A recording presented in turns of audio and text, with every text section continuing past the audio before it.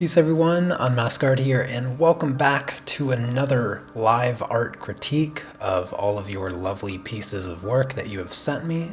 As you can see, I already have one of them by Ela on the screen right now.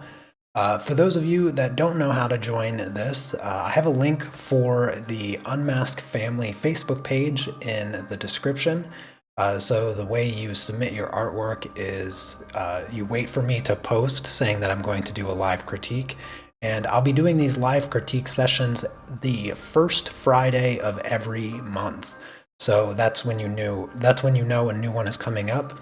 And for those of you that are members of the Unmask Art Club, you can submit as many pieces of artwork as you'd like. And for anyone else, you can only submit one. But I also have a link for the Unmask Art group in the description as well. And for those of you that don't know what the art group is or the art club, it is my personal website membership where I do 4 lessons. I do 4 live lessons every single week. So Monday through Thursday, I am streaming and doing tutorials. We do projects that you decide on, and there's already somewhere around 35 to 40 projects, which include like over 200 hours worth of instructional videos. So when you sign up, you get immediate access to all of that. And now's a good time to join because next week we're going to be starting a new pastel project and a new colored pencil project. And when you sign up for a year, you get 2 months free. So that is the lowdown on the art club. Also, a new feature of the art club is that I just added a Discord server, which lets you talk to me directly while I'm teaching the lessons. So if you have a question, you can just talk to me like as I'm teaching it. So it makes it really nice to have that feature. Let me quickly say hello to everyone. Hello, Shraddha. My apologies if I pronounced your name incorrectly. Difficult name for me to say. Marcy, Tina, Claire, Chandri, Ela, Diane, Casaro, and Linda. Good to see all of you in chat today. So the first project here I actually have of yours, Ela. And this is a soft pastel piece. And when I read that you did this with soft pastels, I was really, really impressed. I think that there's not a lot that I would really change or adjust with this this project. It came out really, really good. And one of the things that I am absolutely astounded by is the mouth.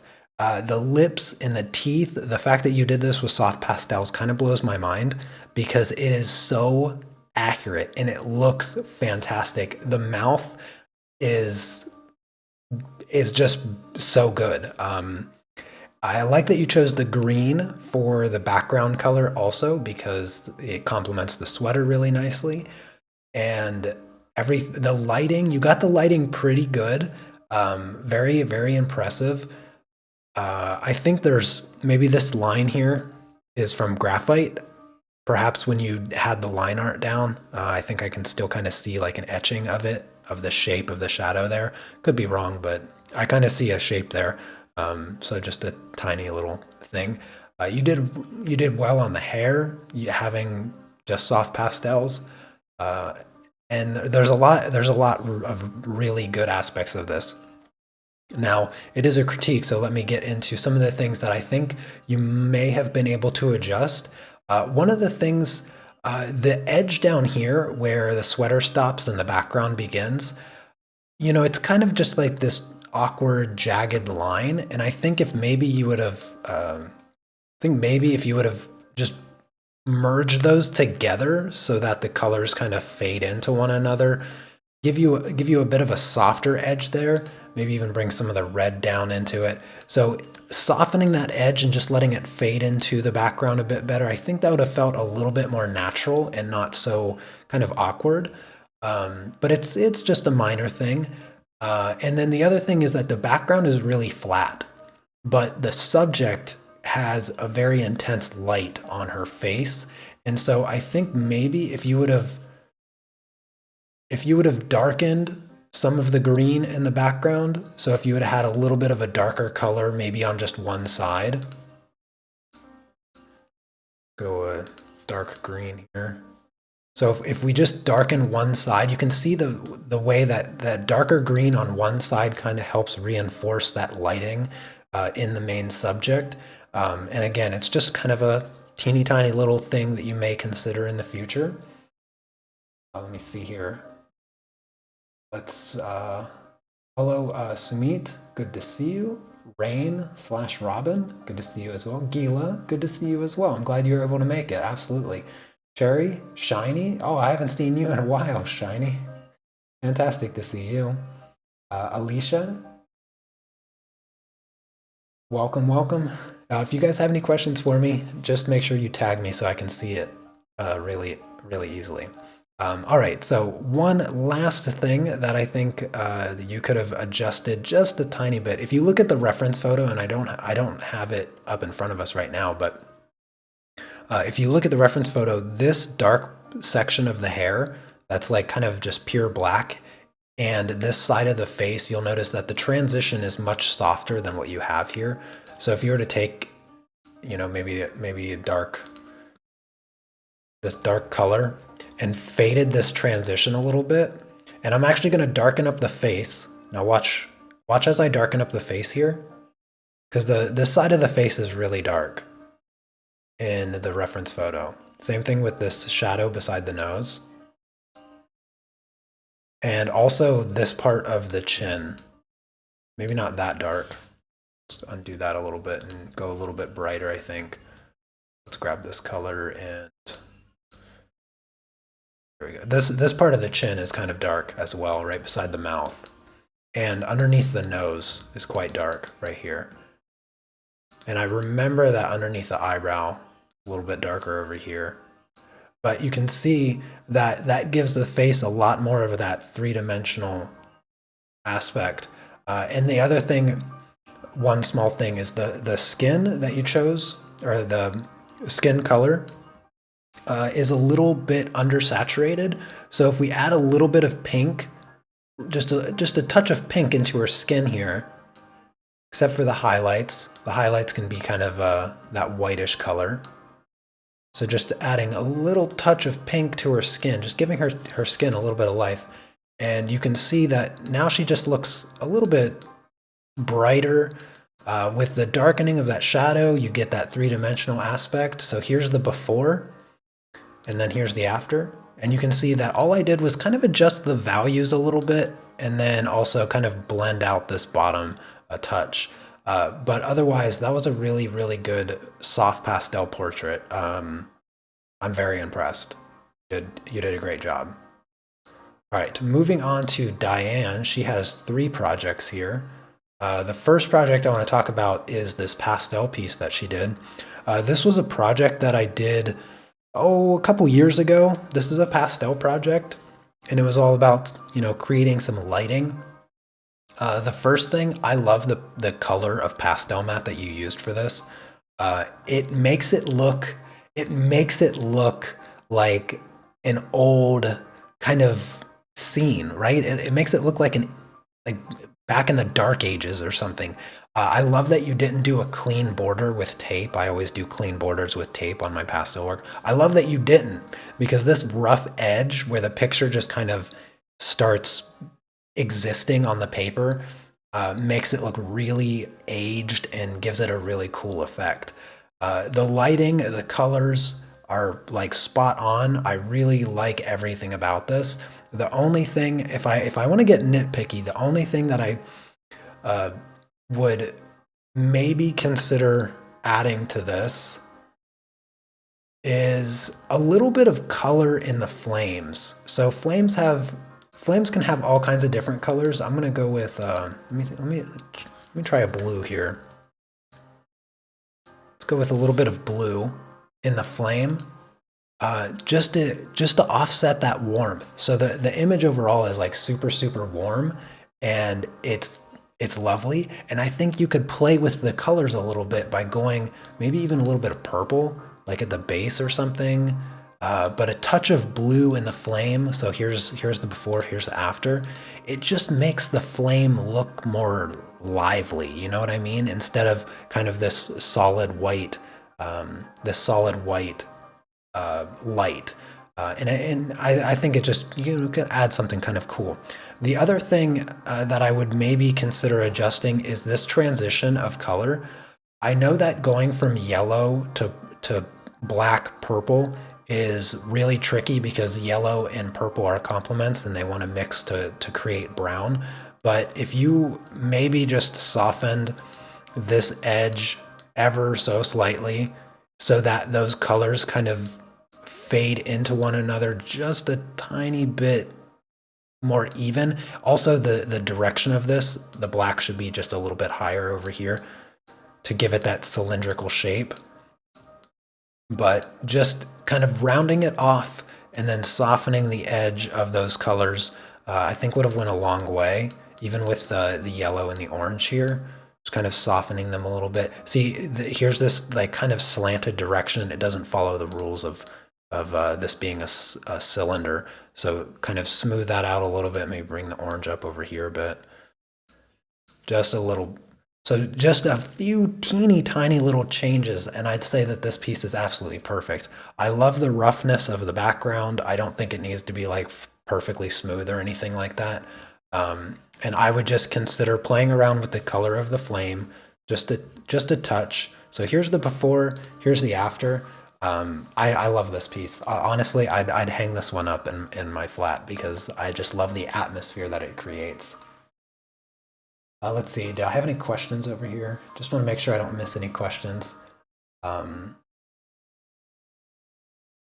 Yes, indeed. It is nice to see you, Shiny. Oh, hey there, Mache. Good to see you. Yeah. I think you're right. That just a touch of purple or a touch of blue, and you can play with those colors. You could go with like something more traditional, like red in the flames as well. You could go with like a touch of red. Um, but I like blue. You could go green. I don't know if green would look really that great, but let's just erase it really quick. Maybe go with green. See what green looks like. Yeah, maybe green is not a good idea, but I like that. I like the purple blue. So there's the before and after. The next piece Diane submitted is this one. So for those of you not in the art club, the project that the series, we did a mini series in the art club and we just kind of finished it up recently. We used the 12 pack of polychromos. So we only used 12 colors for several projects, and Diane actually submitted one of the other projects here. So this is one of the other projects in the mini series using just the 12 pack of polychromos pencils. This was project 2 of that series, and the idea for this particular project was to not use any black or white. And so we took a black and white photo of this skull, and then Diane chose another photo to do as well of this of these keys here. And as you can see, she even has her little color charts for each project. You can see she changed them between the two. And the idea is, so her darkest color is purple and her lightest color is yellow, and then she creates this gradient from the brightest color to the darkest color. And the rule is you're not allowed to use black and you're not allowed to use white.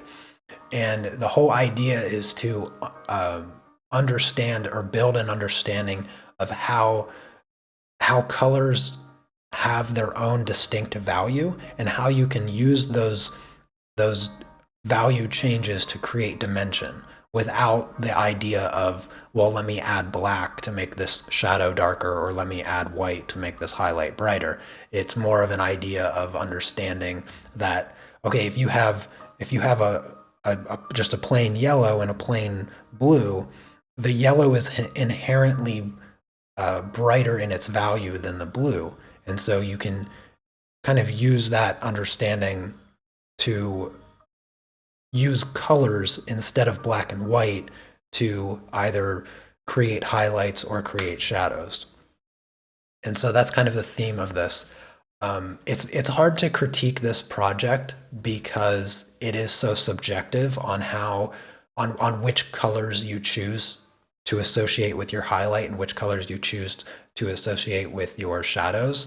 One thing that I would say with the skull, since I'm familiar with the reference photo, you used yellow for the predominant light areas, and then it seems like you switched to some green to create some of the textures and differences in values that happen right here on the front of the face and around the nasal cavity. And then I also noticed the way this side of the skull is quite darker, and from my recollection, a lot of the changes in value that happen between these three areas is not as drastic as it feels in your project here. So if I take this and I turn it black and white, you can see that your skull, when looking at it as a black and white image, it doesn't quite have the depth of the original photo. Now, granted, we'd have to adjust the levels of the skull. But even when I adjust the levels, since you weren't using black or white, you can see that your skull, the dimension of it is kind of flat looking. And that's just because of the use of the darker colors in areas where the value wasn't quite lining up.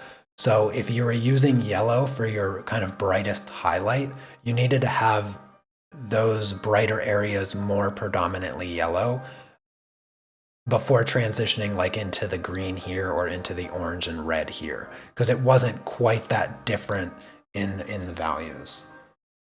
But like I said, this project is quite difficult to critique because it's all subjective.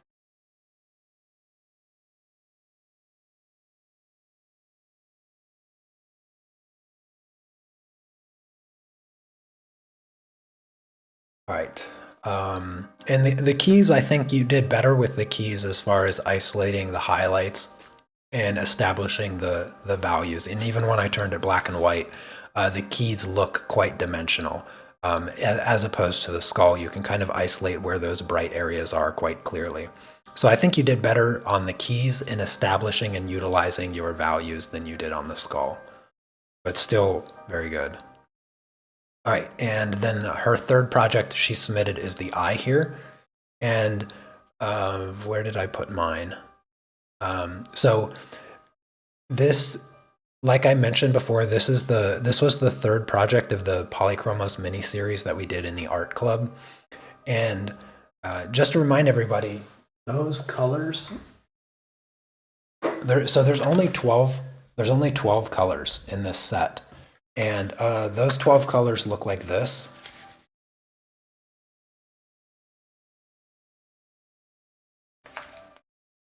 And so using only those 12 colors, we tackled a project that involved skin color. And the whole point of the mini-series is to establish the fundamentals, the foundations of color theory and color mixing with colored pencils. And I think that you did a really good job. I know that you're not a fan of the paper that you worked on. And I think everybody can see that honeycomb texture of the paper that you are working on. But in spite of the paper texture, I think that you did a really, really fantastic job. There is some things with the skin that I expected people to have a bit of trouble with. And it might partially be due to the texture of the paper that you had extra difficulty with the skin. But one of the things that you want to remember, like when you zoom out and you look at the picture much smaller, you want to see the form. And the form is the dimensions of the face. And you catch a little bit of the eyebrow as the eyebrow comes forward, and you want to show that in the work. And one of the things that's missing here is kind of this darker shade of color that wraps around the brow over here and even down into this part a little bit, because the thing that's kind of missing is that bump in the eyebrow where that highlight is, and that can be quite tricky to get. And I imagine it was even more difficult with this paper type. So there was a little bit of a missing darker tone of the skin to bring out that highlight. And then the other thing is the shape. So I was talking about this yesterday when we were finishing up this project, because for those of you not in the art club, we finished up this project yesterday, and the shape of the eyeshadow. Remember when I was talking about the shape of the eyeshadow yesterday, and I was correcting mine a little bit because it did flare out a little bit over here, but I think you might have flared just a little bit too extreme. Just a touch too much of flaring. It still looks okay, but it doesn't quite fade into the skin that I think you may have been aiming for.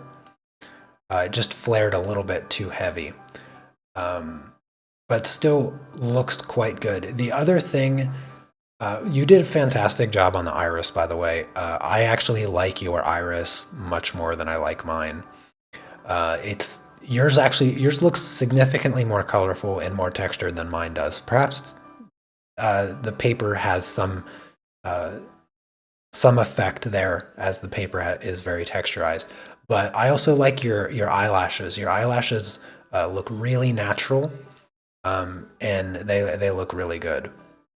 So your eye itself is pretty much flawless. I think this area here of the sclera could be smoothed just a touch, and then maybe a little bit more red in the tear duct. Let's see, I want to make sure I don't miss anything with chat.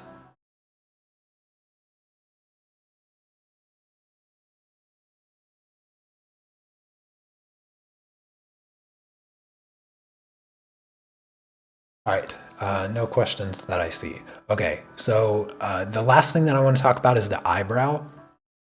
And I brought in my eye. So this is what my eye, this is what my eye looks like. And I wanted to give you show you an example. So if you look at your eyebrow, it's very solid, kind of all the way through. It's really quite hard to differentiate hair from skin. Again, that might be due to the paper having so much texture, but if you look at mine, and you can see individual hairs quite a bit more clearly.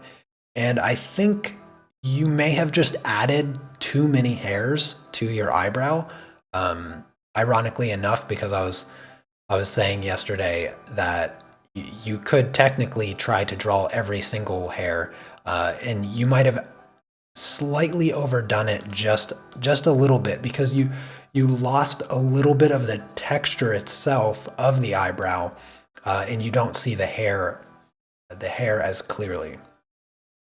But either way, I think you did a really good job. You could maybe use a little bit more pink in the skin.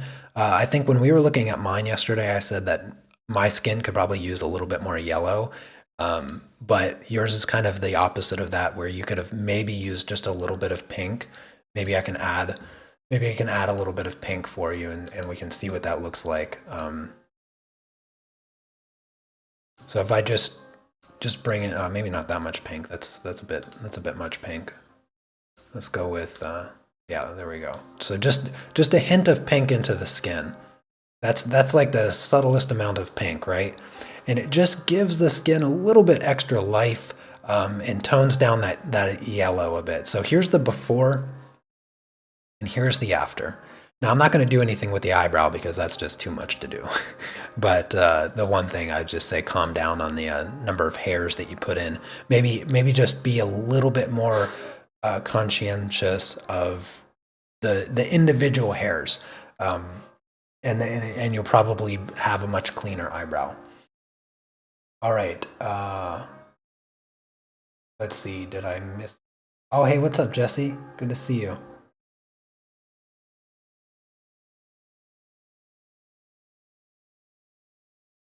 Uh, Sumeet, which project is yours? I got these, I got all the projects. Let me know which project is yours. I'm pretty sure I have it in here. If it was in the Facebook group, then I have it. All right, you gonna try this project again on different paper? Yeah. All right, up next is Lisa, and she did this. She did this beautiful pastel scene, um, and I really really like this a lot. One of the things that immediately stands out to me is how lovely all the texture is. All of the texture in the bricks and on this stone table with some of like the chips and stuff, and then all of these little cracks. It genuinely looks like concrete or stone table. It looks really really good. And I remember you were reading, or I was reading your post, and you mentioned that maybe the background could have been a bit darker, and I couldn't agree more with you. Um, let's see. I feel like the background needs to have like a hint of bluish to it. Let's do multiply, and let's just tone down the opacity a little bit. So what I'm going to do here, I'm gonna go pretty dark starting off. Well, hang on now. I'm gonna I'm doing a few tricks here, a few Photoshop tricks. And let's just put a mask on this, and then now I'm going to brighten up where the light is. No. Black here. There we go. So I'm just going to use that layer to darken everything. And so if you would have darkened everything, that you had, including the objects, you would have reinforced that this is a light source. There's not really any way that you can do this after the fact, but you can see that had you gone darker everywhere went darker with the exception of your candle light source here, and maybe even fine tune this shadow right here on the skull. So I'll keep the skull kind of dark on this side,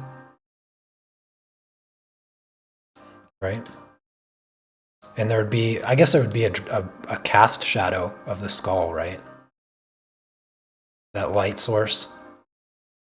And then what you can do on top of that is you can intensify the color of the light. So if you went more towards the blue side, the complement of blue is orange. So you can use some really warm colors. You can use some really, that is not warm. What happened to my orange here? I'm gonna go like really extreme for a second. And let's go real big with the glow. And let's just go to lighten screen. Okay, soft light. Yeah, soft light.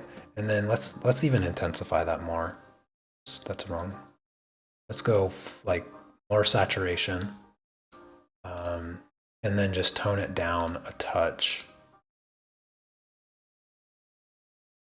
Not doing anything. Okay, there we go. All right. So that's where I think you may have been able to really create more of an atmosphere in your picture, is if you had gone darker over everything, and then utilized the light source from the candle more effectively. So now we have this really cool cast shadow of the skull, and you could have used, so in doing so, you have some of these highlights on these. Let's grab this color right here, because the highlights won't be as bright, right?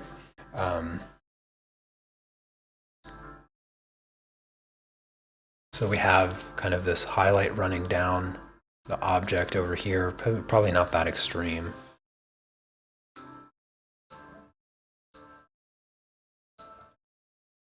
Maybe a bit smaller. Use a smaller brush.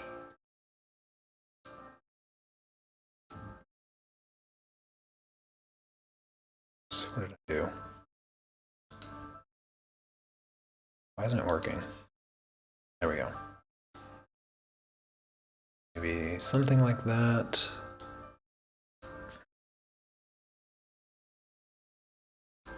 So those highlights pop out a little bit more. You can also utilize like this color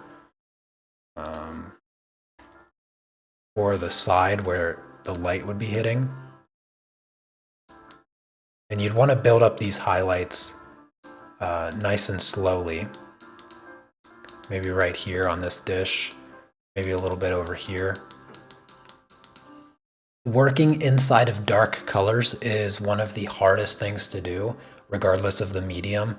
But you're spot on about going darker everywhere. So here is the, let me just group all these together. So here's the before. Everything's very bright, which it feels like, because you have a candle in the scene, it feels like the room is being lit up, and then there's also a candle on. That's what the image looks like right now. It doesn't look like it's being lit by a candle. It looks like it's all the lights are turned on, and there's also a candle that's lit. Whereas if you had gone darker everywhere, you would have created a much more like dark atmosphere. And in this scene, it looks like, okay, there's only a candle here. There's no other light.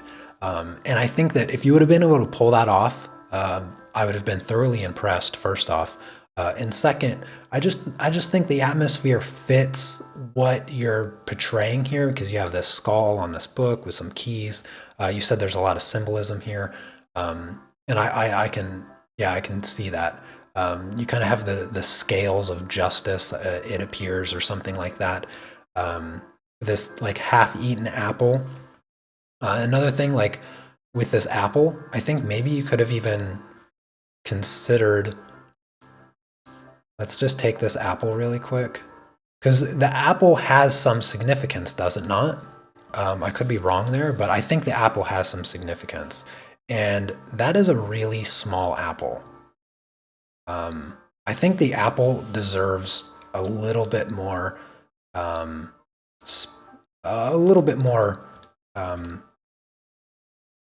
than just being like this tiny object in the back, right? So I just take that apple and trying to do this quickly. The apple deserves to be bigger in my opinion. Yeah, something like that. The apple deserves to be bigger because I don't think apples are that small. So again, here's the before, here's the after. A little bit bigger apple, more atmosphere. Did I miss any questions? If I happen to miss any questions in chat, by all means, feel free to ask them again. All right, next up is Marcy. And Marcy, you didn't tell me what medium you used here. I mean, based on the texture, it almost looks like watercolors, but it could be colored pencils, I suppose. The picture was kind of small, so it was hard for me to determine which medium. But it looks like it could be even ink, like an ink outline, and maybe watercolor, or colored pencils, or maybe watercolor colored pencils. Couldn't really tell. I like the Medusa aspect. I love the colors of the snakes that you created. It looks really cool. I tried to color correct okay, it is colored pencil. I tried to color correct the image. I brightened it a little bit and tried to make it look what I think was more like what the actual drawing looked, because the photo was quite small and it was also pretty dark. So I did a little bit of color correction on the image to bring out the colors of the snake a little bit more and just make it look probably closer to reality. It's still kind of dark. As you can see, this is pure white here, and this is probably white paper, I imagine. And it's quite dark gray for the picture. So the things that I really like about it, the composition is cool, the facial expression is cool, and the colors and the design of the snakes is also really, really cool. Where I think that you may have been able to improve this, first off, just a small anatomy nitpick is the lips. I'm not, it looks like she has that mouth that is slightly open and it just kind of that model-esque attitude to it for her lips. And I'm not quite sure if you drew this really small and you were struggling with the lips, but the lips just look a little puffy. I guess you could say they just look a little puffy, more puffy than they should. I don't know if there's really any correcting that I can do on it. I'm trying to think. Let me see if I can find an image. So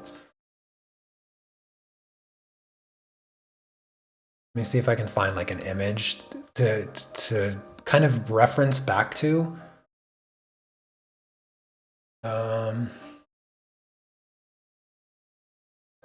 Oh, you know what? This is actually a really good picture here.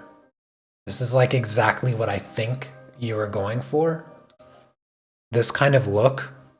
So I think this is Angelina Jolie. So you have these like puffy lips, and her lips are quite puffy. She's always been known for having really puffy lips. And I don't know if you're going for like this finger drag of the lips, but this is the look that I think of that you were kind of going for here, kind of that I don't even know, like dramatic intensity, slight dramatic intensity. But yeah, the lips could use a bit of work on them. And then also the hands. Hands are super, super tricky. I'm not going to try to draw them, but this finger looks extra, extra long. And it looks like it's almost exactly the same length as the middle finger here, which that's not the case when you look at your hands.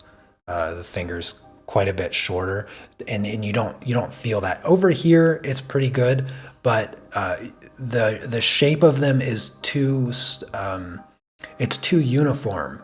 Like if you look at your hands, if you look at these fingers, when you curl them at a side, they don't line up perfectly the way yours do. The knuckles don't line up perfectly. They're not so symmetrical like that.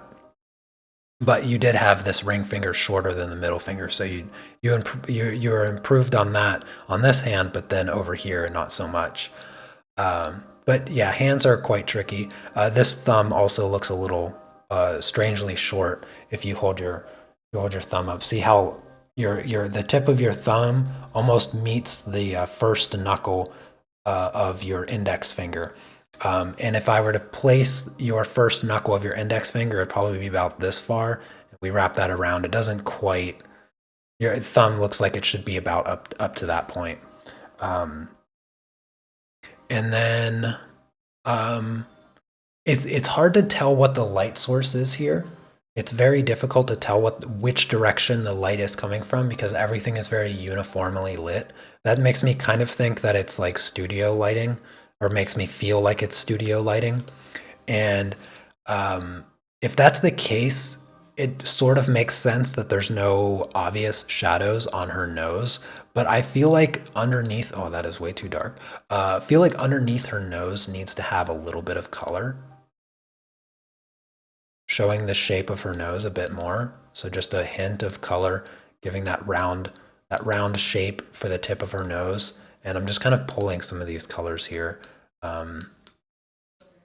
So a little bit darker on the bottom part of her nose. And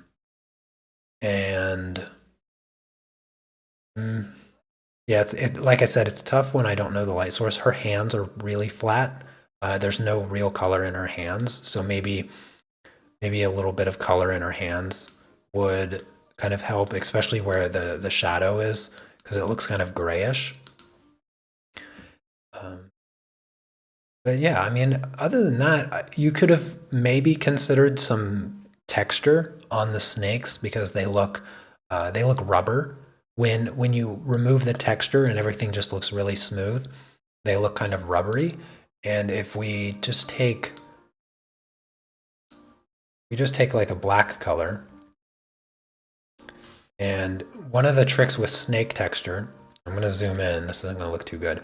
So snake textures, they have this, you just wrap around lines like this, curve them, and then you curve them back the same way, the opposite direction. So you can just create this pattern right on the snake.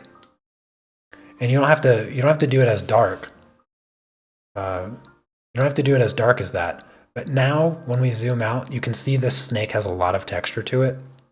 That color might have been too dark, so let me grab this red color that you used for the snake, and then I'm just going to darken it. So I'll do it on this snake here. So this is just the red color. So again, just curved lines going at an angle, and then you go back the opposite direction with the same curve, same angle. So we just wrap that around. And you can do this on your snakes. And now the snakes have texture.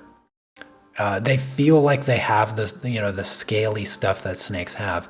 And you can modify the color choice. So the green snake here, we can use like this dark green. And again, where's my mouse? So again, we just go that same curve, and you can do smaller. So I'm doing a little bit closer together here.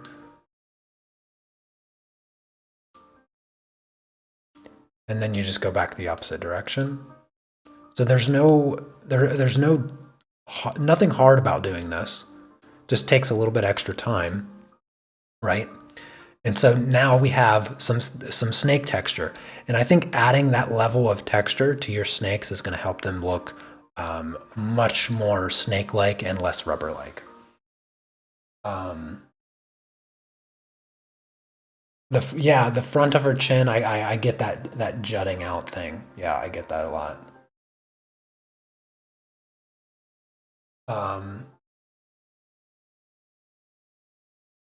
Oh, you uploaded 4 to 5 photos 5 minutes before the live stream. I can't. I need a tiny bit of time.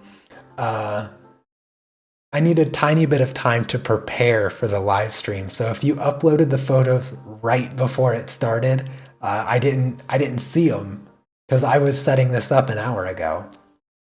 And it took me about an hour to set everything up. So I'm sorry, I just don't have your photos. I can grab one of them. Let me grab one of Sumeet's photos that he submitted. Let's see where they at. Yeah. Okay, I still don't see them.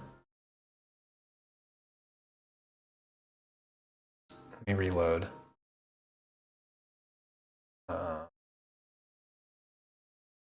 Uploaded the reference. Okay, I see it now. Okay, I see your avocado and your skull. Okay. Let's see, which one I think you would benefit most from. That one is a work in progress, so I'm going to not do that one, but I have this one here. Okay, so before I move on from Marcy's drawing, so here's the before, here's the after. A little bit extra color in the skin and maybe some snake texture I think would have went a long way. But overall, I really like the picture. It's really pretty. She has a pretty face. You could also, one last thing before I go, darken the tops. Oops. What is going on? Work for me. Darken the, oops, accidentally deleted, okay. Let's see if this works. Darken the tops of the scleras a bit more than what you have. So here's the before, here's the after. You see the way it changes the eyes, having the scleras, having that drop shadow on the top. Don't be afraid to go dark in the scleras. They're not pure white. All right, good job, Marcy. Thank you for the submission. Okay, now I'm gonna grab Sumeet, one of his pictures. Open link. Open link. Copy. All right, Sumeet. I got one of your pictures. I can't do all 5 of them. It's too much. You didn't give me any time. You didn't give me any time to do this. Here's the reference. Let's go back to chat. All right, so Sumeet, let me organize this a little bit. See, this is what I was doing before the live stream. I was organizing the photos so that I had everything ready. All right, yeah. In the future, when you submit your work, just try to not do it last minute. Excuse me. Alrighty. Okay, so let me just kind of take in the photo and the reference a little bit. All right, so portraits are really hard. Did you do this in colored pencil? I don't remember if I didn't read it. No, I didn't. It doesn't say anything. Let me know if you did this in colored pencil. It doesn't quite look like colored pencil. It looks a little bit like oil pastel. Did you do this with oil pastel? I don't use oil pastel, so I can't give you any technical advice on oil pastels. Let me know what medium you used here. But as far as the portrait itself goes, it looks relatively close as far as the drawing itself. The necklace is a little bit off. You might have freehanded that. Okay, it is oil pastels. Yeah, the necklace, so you cut it off a little bit higher than the photo, it looks like. Because the necklace here, this ring is quite a bit smaller than it is here. And it also slants more vertically instead of this angle here. But other than that, the drawing does look quite accurate.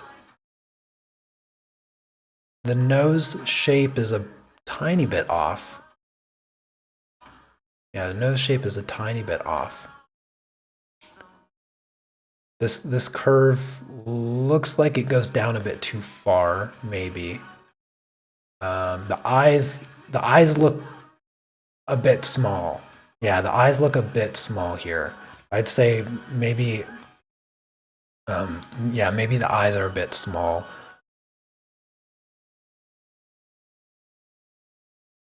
Okay, you did do this with colored pencils. Oh, okay, interesting. Yeah, it looks, the hair throws me off. The hair almost looks like oil pastels. Okay, okay. All right then. Well,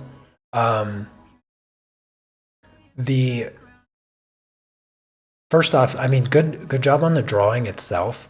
Like I said, it looks quite accurate. Where I think you can improve is definitely in the skin tones. So if you look, I don't know if this is your grandmother or your mother, or not a relative at all. I don't know anything about this person, so I'm just guessing that you did a family member portrait. If you notice, her skin has a lot of really gorgeous orange tones to it, whereas your skin tone leans much heavier towards the yellow side of things. And so let's just pull out one of these really nice orange colors. And I'm just going to paint in some smidgen of orange into the skin. So a little bit of orange. Wherever the skin has that medium tone to it, I'm just going to bring in a little bit of orange. So up here in the forehead, there's a lot of orange, like right in here. There's quite a bit of orange right in here next to the eye on the nose, on this shadow side of the nose. This cheek over here has a lot of this really nice orange to it. The chest, the upper chest and neck have a lot of this orange color to it. Now this is hard to do because it's digital, but in essence, I'm just trying to adjust the color a little bit. And you can already see a pretty big change in the overall life the skin has by adding in some of that orange. Maybe it's a little bit too intense, so let's just tone it down a little bit. So you need some of those bright colors from the original reference photo to bring the skin to life. The other skin tone is pink, and so you're missing a lot of the red in the skin, like right around the eyes. There's a lot of pink in here, and on the neck, this area here is a bit more pink. So here's the before. You can see that the skin, it predominantly is yellow to like a yellow brown khaki color, and I'm not sure which colors you mixed. Oh, you can hear the music. Oh, I didn't mean. Oh, okay, let me turn it down a little bit. Yeah, I wanted to have a little bit. I needed to have a little bit of music in my life, so I had some music on. I was checking the audio levels before I went live, and it wasn't picking up. But yeah, I was jamming out to a little bit of Bill Murray. Excuse me. All right, so yes, so here's the before. Here's with a little bit of the skin tones put in, and I just adjusting those colors of the skin. I think you're going to get a much more, a much better portrait. The other thing is the details around the eyes. So we have this really dark brown. This is going to be tough to do, but you can see the shape right here. It's quite prominent, and it's this dark brown color. Goes up on the eyelid. Goes up on the eyelid here and over here. And then we also have this same thing happening right here. This is kind of her bone structure around her nose, around the bridge of her nose. That's quite prominent. So something like that. And then over on this corner of the eye, it's quite dark. And it goes up into the crease a bit of the eye and a little bit down here. So there's a lot of minor details that you kind of missed out on capturing. You have the smile lines. You know, you want to get those smile lines in there because her cheeks puff out quite a bit. And so you don't want to, you're changing the facial features when you don't put in the lines. I know sometimes it's like when you do a portrait of an older person that has, you know, the life lines in their face, the happy lines in their face, because that's where wrinkles in the face come from. They come from happy people. The more wrinkles, the better your life was. So don't hide the joy of their life. You need to get those wrinkles in there, even if they prefer not to have wrinkles. It's tough to redraw the portrait digitally, but essentially what you want to work on, first off, you want to work on the accuracy of the details of the face. When you're capturing a portrait, whether it's a person or an animal, the three dominating features that you absolutely must get correct is the eyes, nose, and mouth, and the placement of those features. So make sure you put in the time on the actual drawing itself before you get to the coloring stage. Because no matter how good you are at coloring, if you color an inaccurate drawing, you're still going to be miles away at the end. But other than that, you know, keep up the good work. I'm not sure if I don't know, Sumeet. You did sign up for the art club, right? I think I remember seeing you there. But I have several tutorials in the past where I go over skin coloring And so I would practice some of those portraits to kind of get a bit better at the accuracy of your colors. But otherwise, a good job on the portrait. All right, up next is my lovely sister Cece. She submitted this acrylic painting of a llama. Is this a llama? Kind of looks like a llama. Or what's an alpaca? No, it's an alpaca, right? This is an alpaca. It's not a llama.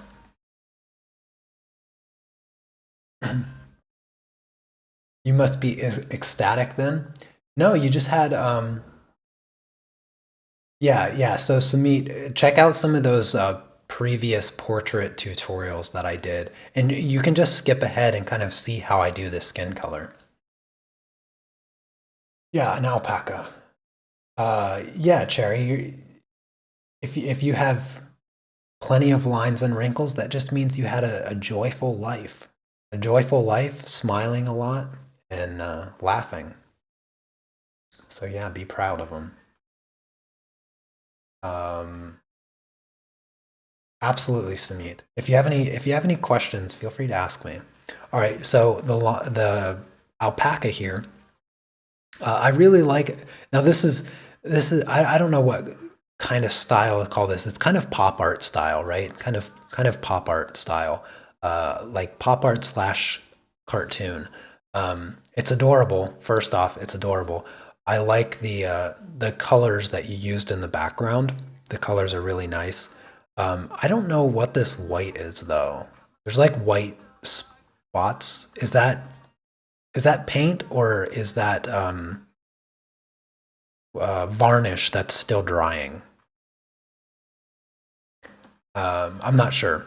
Either way, it looks okay in the background, but it also comes over top of the alpaca. And I think that if the alpaca stood out just a little bit more from the background, because there's an element of contrast of textural contrast, and to get something to stand out from the background, you can have a lot of texture in the background, but then the cartoony cutout shape of the alpaca, you kind of want to minimize that to make the alpaca stand out even better. Yeah, so you splattered the white. Yeah, I think you splattered the white over the alpaca, which I think you should have done the background, and then you could have splattered the paint and then not splattered the paint over the alpaca.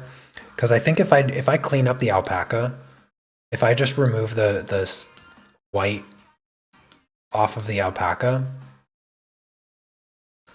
a little bit, I think it's going to stand out even more because I really like the colors that you chose for the alpaca. You have these gray colors, and then you have this like peachy light tan color, and I like those colors. This gray, I love this gray. This gray is perfect. Let's maybe darken up the gray over here, make it just a bit flatter. Trying to just get rid of some of those white speckles, because I don't think the white speckles do the alpaca anything. I think they actually detract from the cuteness factor of the alpaca. And so now this is the before and this is the after, just removing the white speckles, and you can already start to see that the alpaca stands out a lot more. The other thing, you have this outline, you have this black outline from the alpaca, and I think that you break that a little bit. So you have this black edge here, maybe a little bit smaller, and it sort of stops arbitrarily sometimes. Like it's pretty good on the back here, but then it kind of stops over here. It's broken up a little bit, and I think if you're going to do the outline, do the whole outline, because that's just going to make it stand out even more. So a little bit more of an outline, just where it's kind of cut off. And I think the white splattered paint also kind of breaks up the outline a little bit because it landed on the outline. But if the outline is nice and clean, just look at the way it makes the alpaca stand out even more, especially up here in the face.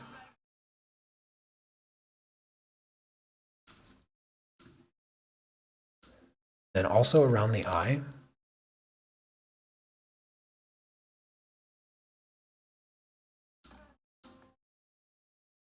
And then the eyelashes, I think the eyelashes could be a little bit thicker. Let me just do this really quick.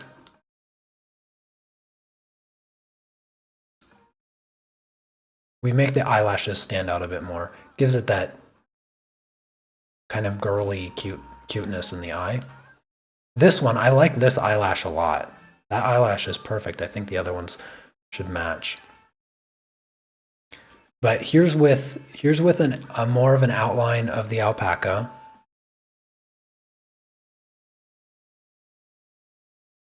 And so oops, gosh, can I stop doing that? So I think with those small adjustments, it just makes the alpaca look a little bit cleaner and stands out from the background, because there's, like I said, there's a lot of texture and stuff going on in the background. And by keeping the alpaca just a slightly less complex, especially with the white splattering of the paint, the alpaca stands out against the background a lot better. And I just think it looks a little bit better like this. Totally subjective, but I think if you're going for that kind of pop art type of style or look, you can keep the background as busy as you want, but keep the main subjects a bit simpler. So yeah, so here's the before, here's the after with just small, tiny adjustments, but super adorable. All right, next up is Tina. This is a colored pencil portrait. Now, if I remember correctly, she said this was her first attempt at a colored pencil portrait, which I can't believe you used this reference photo for your first attempt, because the lighting on this reference photo is extremely complex. And I would have been very scared to try this with being my first colored pencil portrait. When I did my first colored pencil portrait, I did a self-portrait actually, and I set up several lights and tried to not have like super crazy shadows on the face and stuff. Because when you have those kind of shadows that are really prominent in the reference photo, replicating them in the drawing it's scary, and because it's scary, it's difficult. Usually people go for the really, like the overly well lit faces, the studio shots, not something that has like really harsh shadows. And the reason the shadows are so harsh is because this is natural light. This is light coming from the sun. She's obviously standing outside with the sunlight slightly to her back, and it's probably around noon, 1 o'clock in the afternoon, I'm guessing, when this picture was taken, depending on which part of the world she lives in. But I guess I'm basing that off of the northern hemisphere. But yeah, I'd say it's probably around that time if she's anywhere in North America or Europe. So the first thing you did a good job with the hair. I think the best feature of your portrait is the hair, which, being your first portrait, I mean, great job, because a lot of people struggle with hair. And your hair, I would say, is just about flawless. Like, there's almost nothing that I would change about the hair. In the picture, I didn't recognize that this was a feather sticking out of her hair. This looked like, I thought it was like just like one of those scrunchy things, those hair ties that have like little things on it. But then the drawing actually shows that no, it's a feather. The thing about the hair that you did so well is you captured the shapes. So for those of you that are struggling with hair, take note here, because Tina did a really good job. Grab a color that's going to show up really well. So what I'm talking about as far as shapes go, so if you look at the reference photo here, you see this shape. This is the dark spot of the hair. It's kind of like this spike right here. And then look at her drawing. She has that spike, right? Another really obvious shape is this kind of zigzag here, and then the side of the head right here kind of goes up like this. See this shape? And then look over here. She has the zigzag. It comes up. It's not exactly correct, but it's pretty close, all right? And close enough when it comes to hair is going to get you really far. And then right here behind the ear, see this? See this shape here going up, wraps around. She has that shape. So this is what you want to pay attention to when you're building the foundation of your hair. You want to pay attention to these shapes. Now where she does a really good job is right here. See this dark area right behind the neck, behind the ear. Bam, she's got it right here. Got it. And then you see this, here's a squiggly diamond. The infamous squiggly diamonds right here. That's a perfect example of a squiggly diamond. Now she didn't quite get the shape correct, but she has it there. And even though it's not perfect, it doesn't match the reference photo perfectly, she's identified these 5 dominant shapes. Now there is this part, the top of the head, that she didn't quite identify as clearly as she did these 5 other shapes. See that she has it kind of like this and it just stops. And then there's like this bright spot. These couple bright spots are these highlights right here. But she didn't quite get everything else dark enough for these highlights to show up the way they're supposed to. Now the other thing that she did with the hair color is obviously this young girl here has blonde hair, but in the reference photo, get rid of that stuff. In the reference photo, show me yellow. Can anybody point to any yellow in this hair? And usually what we associate with blonde hair is yellow colors. But blonde is mostly gray, ironically. If we pull this color here, look how dark this color is. We pull this color here, look how gray this color is. That's literally just gray.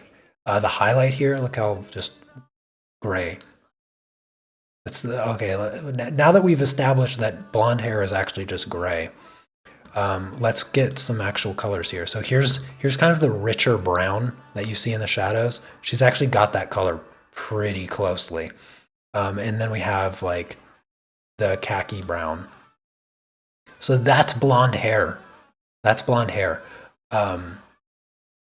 What she's kind of missing in her hair is the gray side of things. She's got the browns, but she's only got the browns, right? She only has these kind of rich brown colors. Where's the gray? So that's one thing that you could have improved on in the hair. So if we were to change these highlights, maybe I can change these highlights slightly with some gray. No, I'm not even going to try. Too hard to draw hair with a mouse. But yeah, so those are some things that you can improve on in the hair.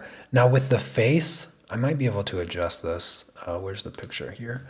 The biggest issue with the accuracy of the drawing is the nose right here. See how the nose kind of bumps out a little bit? It shouldn't be like that. You notice the nice round curve here? Nice round curve on the nose. Let me see if I can liquefy that a little bit.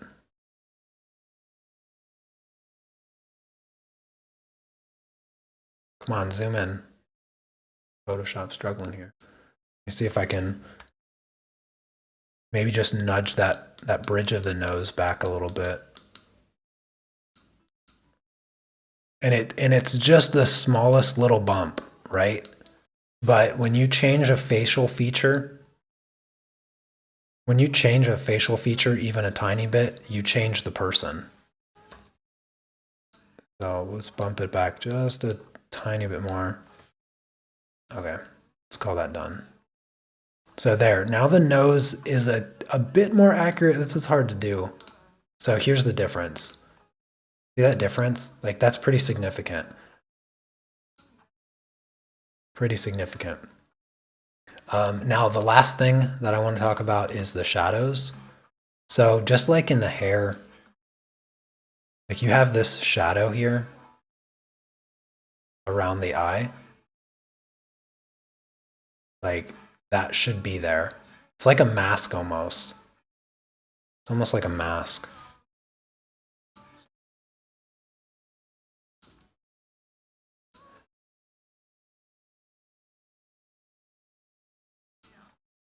Let's colorize this with yeah, a little bit of brown, I think. Maybe purple.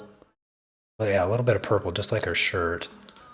And then I'll just change this to, let's go with multiply. Yeah, I'll multiply, and then I'll just change the opacity a bit.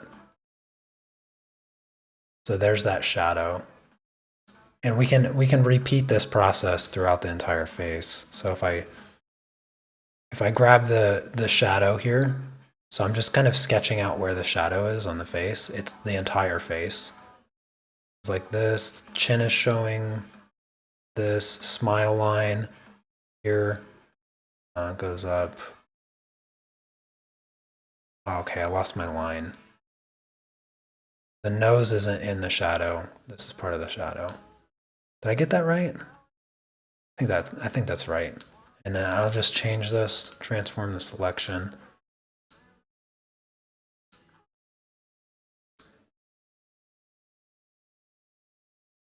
Just kind of put this shadow right on the face. This is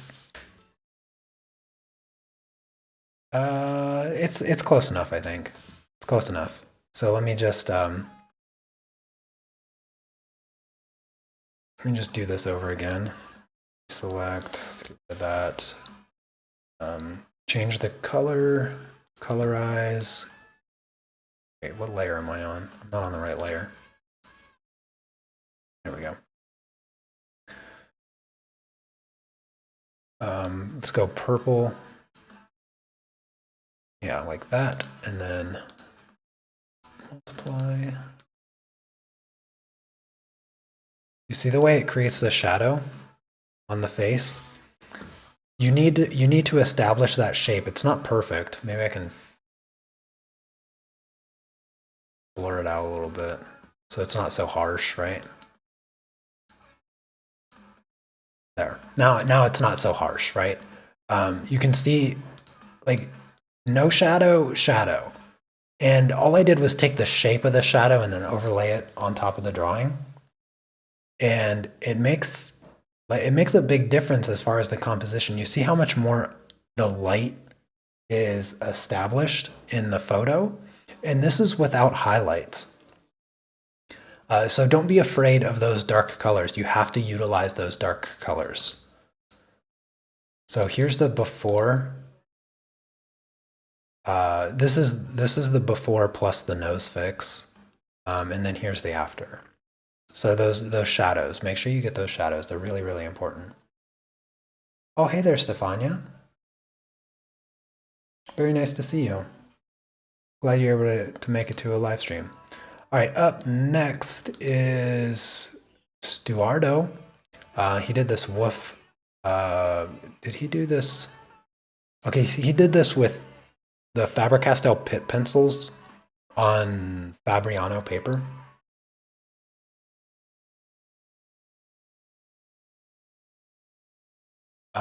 And I think, maybe it was you that messaged me or commented that you can't get pastel matte.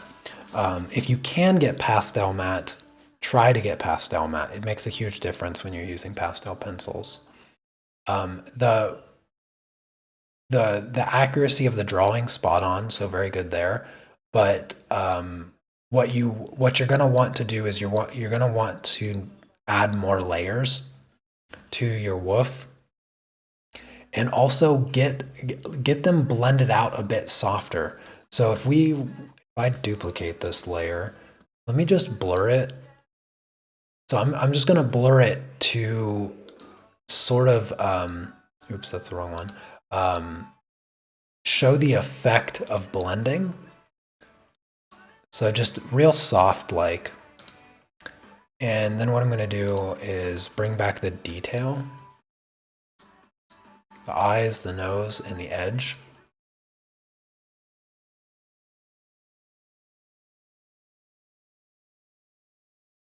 So here we have the edge that's clear and all of the colors are blurred.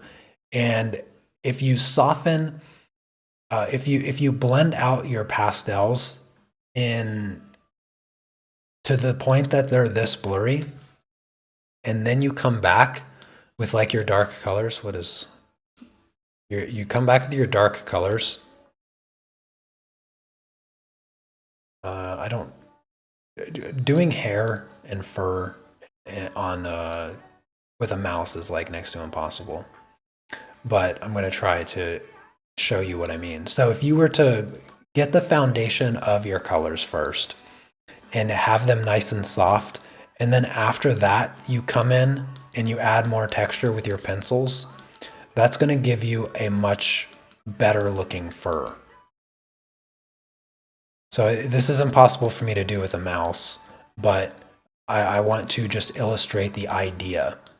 And the idea is to get the foundational colors of the fur first without individual hairlines or individual hairs. And then once you blend it out and you get this nice soft texture, then you come back and you add you come back and add your individual hairs. And that's going to give you a much thicker looking coat of fur. There's not a lot aside from that I think that this picture even needs any improvement. Make sure you cover up the paper completely, blend out your layers nice and softly, and then come back and add your texture. That's going to be the path to success on that. All right, up next is Claire, colored pencil project. So she did this T-Rex skull as part of the project 2 of the Polychromos miniseries. We saw that earlier using the 12-pack of Polychromos in the art club. You try to blend it, but the paper won't let you. Oh, okay. Yeah, if you can get your hands on either pastel matte, Canson Mitenta touch paper, or Lux Archival, you'll have much better success with the pastel pencils. Pastel matte is always going to be the best. You can also try sandpaper. So there's UArt sandpaper and Fisher sandpaper, and there might be another brand, but you can also look up sandpapers. So there's gessoed papers, there's pastel matte, and then there's sandpaper. So try to find something like that wherever you're at, and you'll have much better results with your pastels.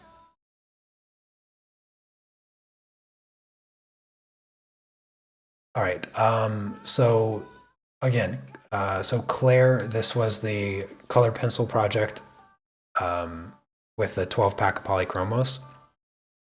I love that you stuck with a skull, but you changed it to a T-Rex. I kind of wish I would have did a T-Rex skull. They're so much cooler looking. Gosh, there's not really anything to critique here. I think that you did pretty flawlessly on this project. I love the people that followed the series. They did all the orange teeth like I did with my skull. Kind of funny. There's no sandpaper. Oh my goodness.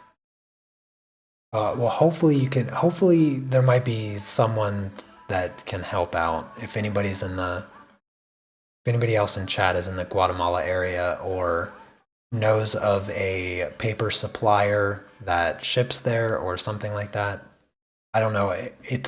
I know it's tough when the art supplies aren't in your area. I have to find, I have to order my paper and stuff out of the country as well, which of course adds quite a lot to the cost. There's also, so if you can't find the paper, you can actually make your own gessoed paper.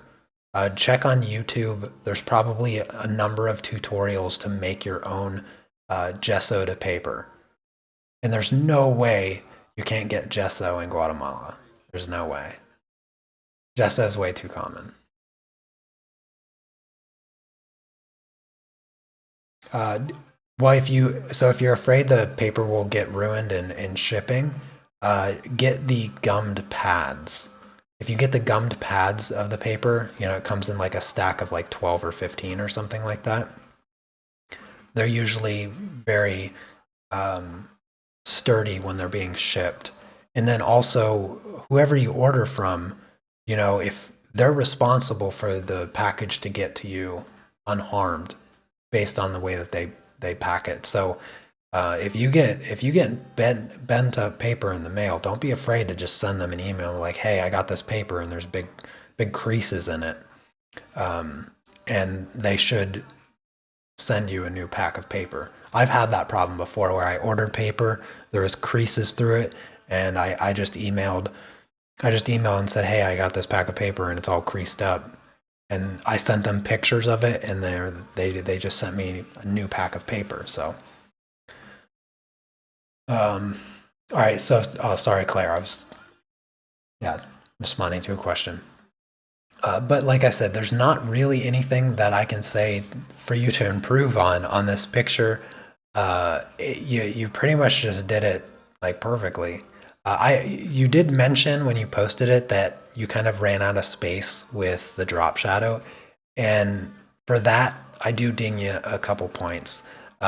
Make sure your whole project fits on your paper, but you still did really good. I like that the cooler colors, the cooler tones, and the drop shadows. I really like that the composition of the reference photo that you must have used. The fact that you see inside of the skull and you're able to establish those colors really clearly, and make them distinct from the outer side of the skull that we see. It just adds a cooler effect. I think where you can improve a little bit, spending a tiny bit more time on feathering out your colors. So the whole point of this project is, of course, to not only for you to recognize the values within colors themselves, but also it's good practice on your gradients. And one of the things that you kind of skip out on your project here is that you don't have any clear gradients. You do a little bit in the drop shadow here as you go from this dark blue purple into the blue into the green. It has that nice smooth gradient going from the dark colors to the lighter colors. But if you look at the skull itself, it doesn't feel like you establish that anywhere else in here. In the darker colors, yes, you have the green going in the blue and going into the purple, and that's a nice smooth gradient. But if you look here, like it pretty much goes from yellow to orange and then directly to green, and there's just these hard lines everywhere. Now, I don't have the reference photo in front of me to say that that's exactly what it looks like, but I have my doubts that that's what it looks like. So kind of work on softening those edges. But other than that, I think the project looks really cool. You could maybe consider not doing the orange teeth the way that I did my skull, but I understand why you did, so it's okay. Still looks really cool. All right, up next is Heidi. She has submitted a couple projects here. Yes, absolutely. Yeah, absolutely. Thank you, Sneaks, for letting Stewardo know about the dick blick. All right. So Heidi up next. So okay, so she has just two projects. This first one is a charcoal drawing of an ostrich. At least I hope I'm correct and assuming that's an ostrich. Looks like an ostrich. Really, really good job on the textures. You did a fantastic job. The fur on the neck here, what even is that? Like, and you were able to capture the abstract nature of the texture of the neck really, really well and translate it to the drawing pretty flawlessly, actually. The drawing itself appears very accurate. I'm not sure which method you used to transfer your line art or if you just freehanded, but either way, the drawing looks quite accurate indeed. I would say where the improvements are. So where you can improve this, Heidi. Oh, absolutely, Claire. Where you can improve this is identifying the shapes. So this goes back to Tina's portrait when I was praising her and how well she did in capturing the shapes within the hair. You also want to be mindful of that. So let's look at some of the shapes in the reference photo. First off, this really predominant dark shape here underneath the beak. Why is that so light? Let's go bright. Come on now. There we go. So look at this shape.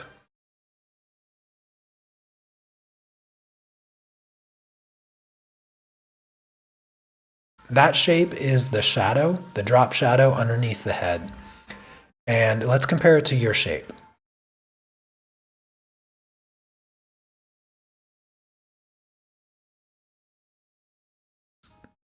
You see what you do have this spot here. So you see what's missing here? The first thing that is a little bit off is the bottom part. So this should be curved out and come down. Let's do the correction in maybe green. So here's the correction lines. So this should come down like this.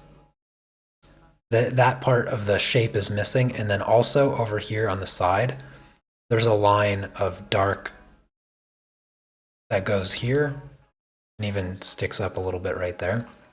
So those few little shape changes, you have to be very, very, very careful. So anytime you're doing an animal portrait, the shapes of either color or value that you see in the fur determine the anatomy of the animal.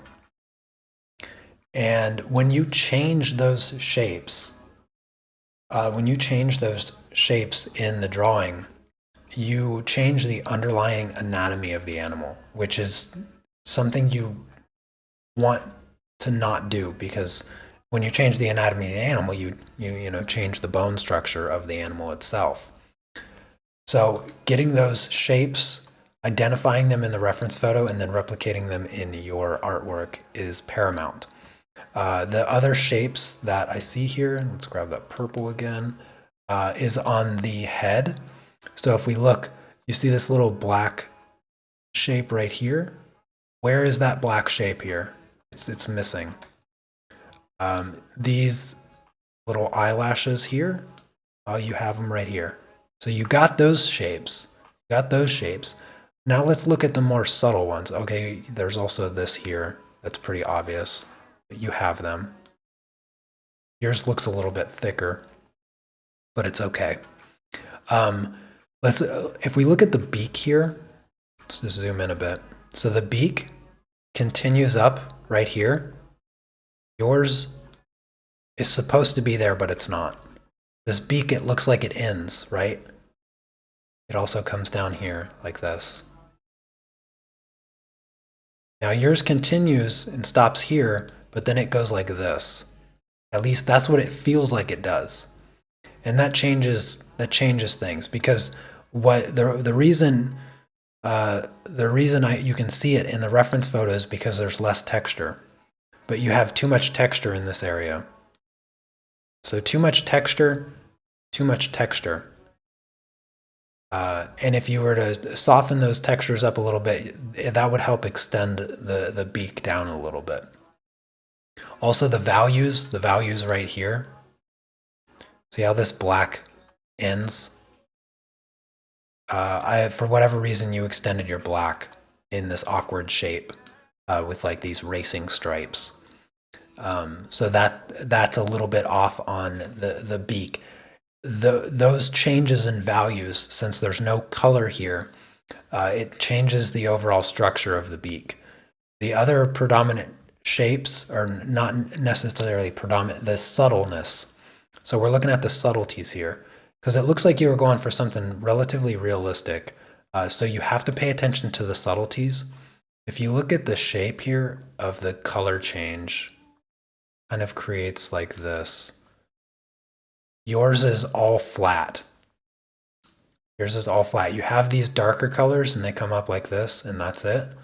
But that's not how the color and the value changes in the actual reference photo.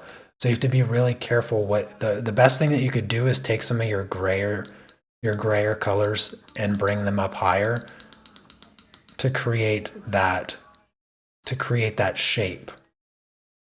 So I'm being really nitpicky here because you really just did a portrait of this ostrich, and so to get your portraits more accurate, you have to pay attention to those shapes that the values create in the image.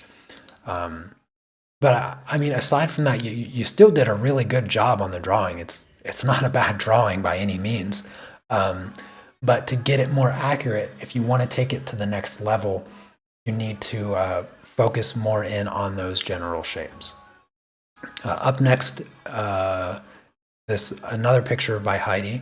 Now, if you're not familiar with this image, I did a pastel course on this project here, and honestly, Heidi, you did a really good job. There's very little critiquing that I can really do here, and so what I'm going to do is I'm just going to focus on where, if you want it to look better. So that's where I'm focused. Only if you want it to look better, and by better I mean more realistic, because right here it still captures that adorable little nature of the baby raccoon.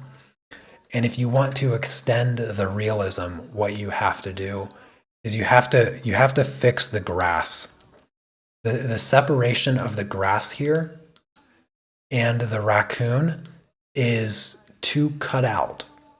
And I know when I did this project, I used masking film on the grass, and erasing that edge of the masking film is tedious and difficult.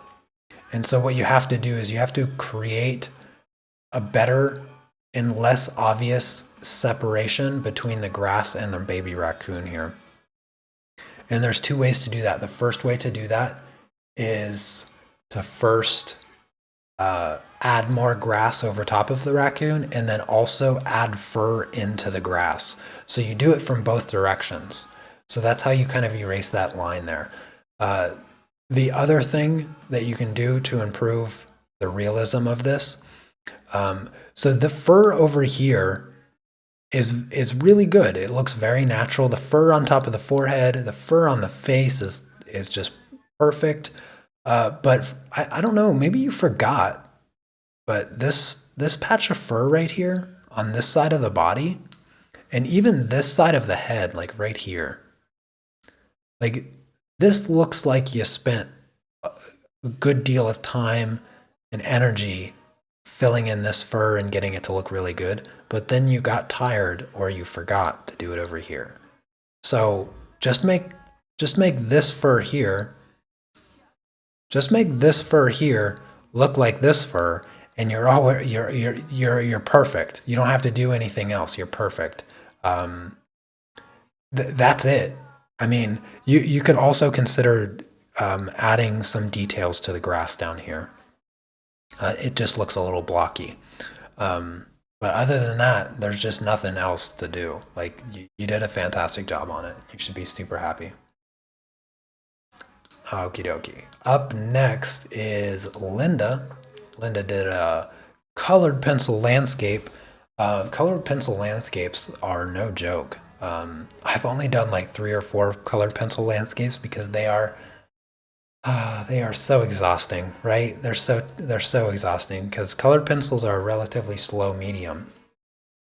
And so doing a colored pencil landscape, it's pretty tricky. But I am impressed. You did a really good job at replicating the reference photo. translating the shapes and everything. Um, but let's talk about strategy a little bit. The first thing the first thing that you always want to do, like this is a really lovely reference photo. Really like the reference photo first off. But you want to there's a few things you want to consider when you're picking out a landscape reference photo is this looks like a photo that anybody could have taken, which isn't inherently a bad thing. It's just where do you want the viewer to look at? Because the difference between a photo and a drawing or a painting is that you can have a photo of something that just in general looks nice and is pleasant to look at. But when you translate that over to artwork, that's not necessarily how things work. When it comes to artwork, you have to consider things like composition, storytelling, colors, and all of that is kind of self-encompassed in the composition.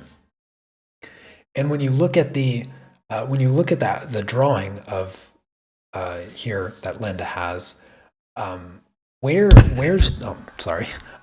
is the viewer supposed to be looking? That's what you want to ask yourself. What part of your drawing do you want the viewer to be like laser focused in on? When you do something like a portrait, you want people to be looking at the eyes of the animal or person that the portrait's of, unless you know modify it to make them look at the mouth or some other feature. But that's all encompassed in composition and the forethought of before you actually start the picture. And so what I think when you look at your reference photo, you have to keep those things in mind.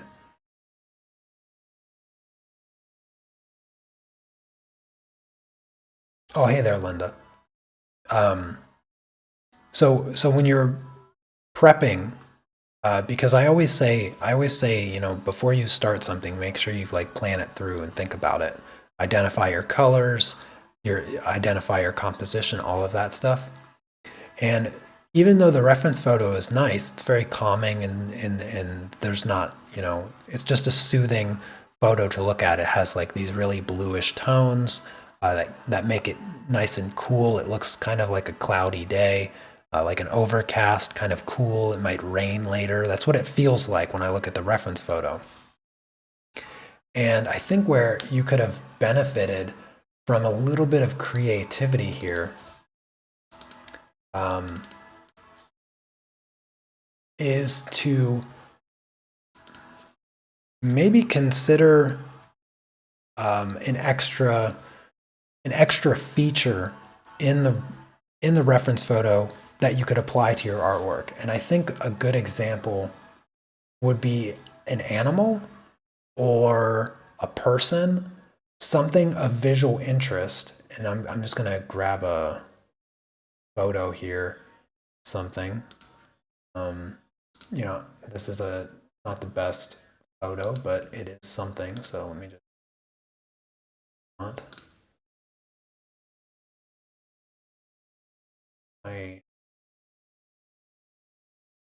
Okay, there we go. I don't know if this is going to show up with the white background. Okay, perfect. It's cut out. Um, so a moose. I was just thinking like moose when I was looking at this. I was like, a moose seems like it would fit in the scene a little bit. And that's something that you could add to the reference. I literally just Googled moose and found the first PNG. And when you add the animal to the scene, it gives it something of visual interest for the viewer to focus on. It's like, oh, there's a moose there, and then they just want to look at the moose. And when you add an element like this to your landscapes, whether it could be a house or like some other building, like a little cabin, you could have put a little cabin in the background with like a light on or something. You could put a hiker like standing or sitting on the stones, or you could put a moose that's like standing on the rocks or something like that. And if you bring that over to your artwork, you add that element of visual interest.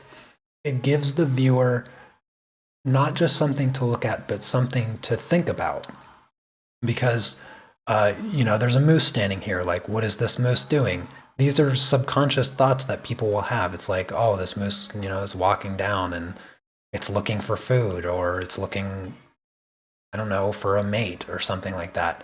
Um, it's just there's a lot of things that a person can think just by seeing the moose in the scene, as opposed to just, oh, there's some hills and some trees and some rocks. It adds that element of storytelling. So make sure you try to consider that in future landscapes. Um, Otherwise, the technical approach here uh, with your replication of the landscape, remember that the the contrast is very, very important. Um, you have both value contrast and textural contrast. The first thing, if you were to smooth out the sky a bit more, it'd help kind of fade and push that further back, and it wouldn't compete so much with the hills and mountains. Same things with the hills and mountains. If you were to blend those, soften the textures, that's going to push them further back. You can use some grays over top of it. Uh, you want to turn the hills into the same tones that you have in the skies to push them further back, because right now the saturation level of the hills here is that kind of turquoise-ish blue, and it's very bold. It's actually quite bold in the picture. If I grab the if I grab that turquoise color, we can see just how kind of bold of a color it is, and compare it to the reference photo for the sake of value. So here's that, and see the value difference if I turn this black and white. See how much darker your colors are in your mountains compared to how much lighter the darkest color in the hill mountain is in the reference photo. By using a darker color, you bring that object closer to the viewer. So your hills and mountains, they appear like they're starting right here as opposed to being much farther away. So you're eliminating some of the depth that the original photo has. And that's something you want to try to avoid. Because creating depth in your landscapes is already difficult enough. So your hill colors are a bit too dark. If you lightened them up, cover them with some gray maybe, that will push them farther back.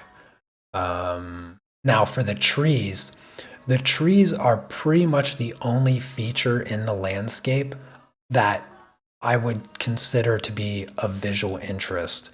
And I'm not saying that your picture is boring to look at. What I mean is that people can look at the trees in their details a bit, if you were to replicate them. Now, based on the lines that I can see in your trees, from my perspective, it feels like you drew. Honestly, it feels like you tried to create the trees the same way Bob Ross creates trees with oil painting. It looks like you drew the tree trunk, and then with texture, you drew the bristles of the tree from the branches. And the trees they just don't look like that. They don't look anything like that in the reference photo. They are much more broad shapes. So I'm going to use your colors so they don't look too far off. So let me get like a dark color here. So they're much, much more broad.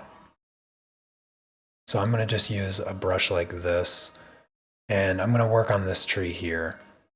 And I'm just going to fill it in. I'm just going to fill this whole tree in.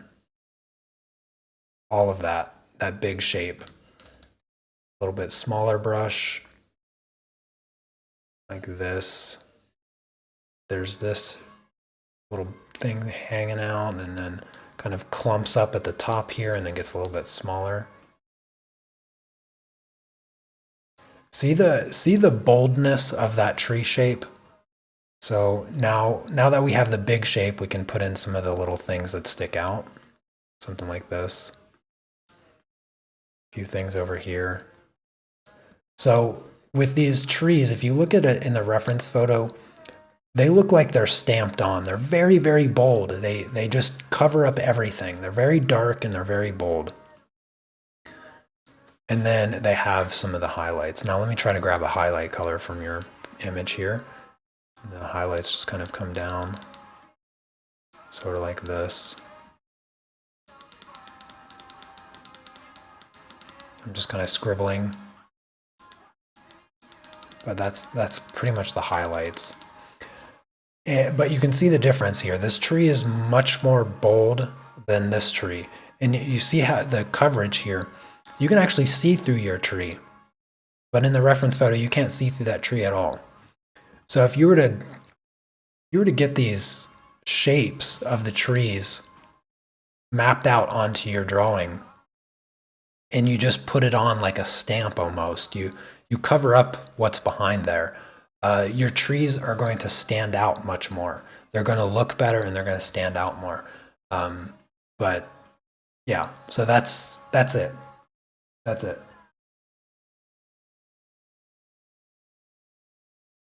Oh, hey there, Joanne. Good to see you. And Art Kingdom, welcome, welcome.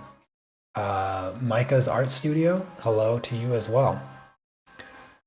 Okie dokie. So hopefully that gives you some good insight. Yes, indeed. It is very, very hard to do with colored pencils, which is why I tend to avoid landscapes with colored pencils. It's very, very, very tough. All right, up next is Matthew, because he loves to just flex on all of us with his fantastic artwork. I absolutely love this drawing, Matthew. He used colored pencils and markers on this, and he did mention something about like struggling with the background or something along those lines.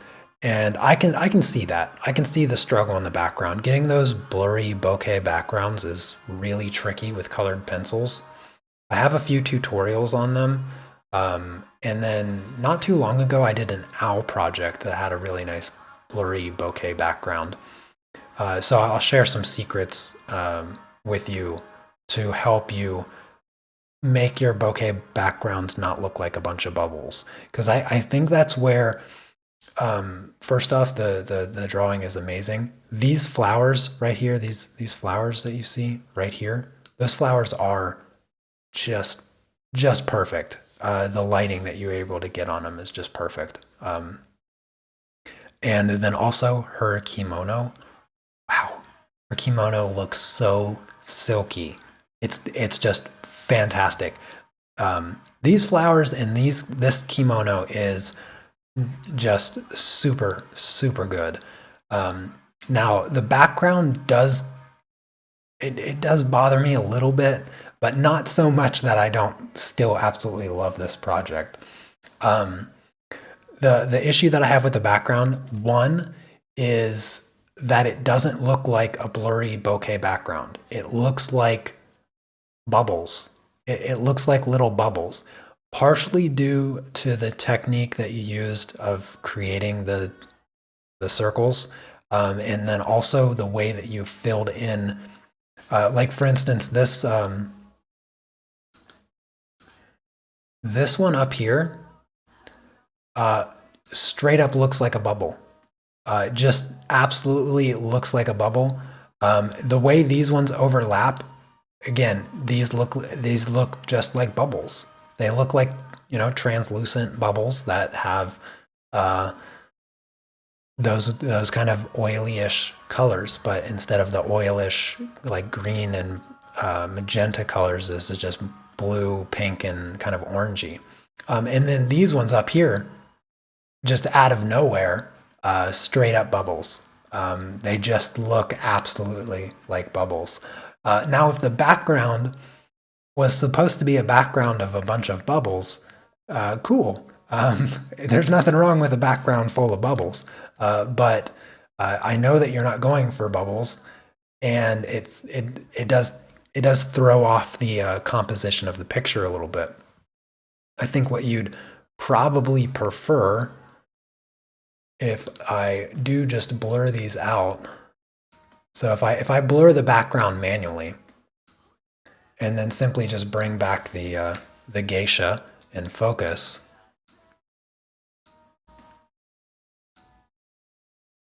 so I'll bring back the geisha in focus.